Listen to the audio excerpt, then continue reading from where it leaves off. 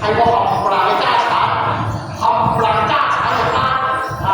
佢話俾雙倍我，你自己睇下，你寫你啊！白的10箱，明珠白果，白銀萬斤。仲有林林總總嘅所有嘢，數碼嘅就係咁啦，全部都係㗎啦，係啦。咁就係咁樣雙倍啊，雙倍，打佢啊！你得咩？佢雙倍咧，我就雙倍啦，你又雙倍唔得。哎呀，你咪話我睇死你先得啊！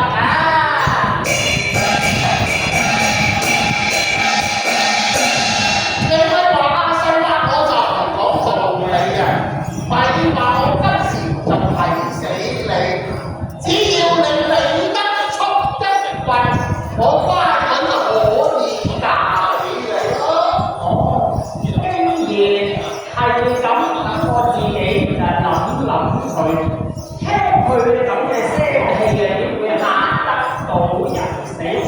細伯我嚟問你一句，咁啊呢啲嘅家財而家擺向邊一處咧？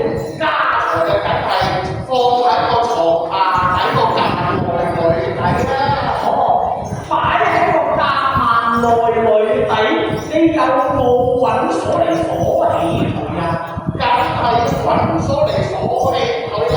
若然唔係啊，俾人我就賺新錢，你揾鎖嚟鎖起佢，有冇方法嚟開到佢咧？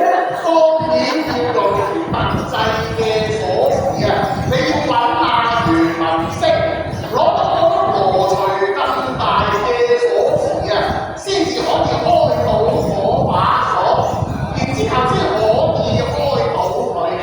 咁嗰條鎖匙又喺唔喺你嘅屋企咧？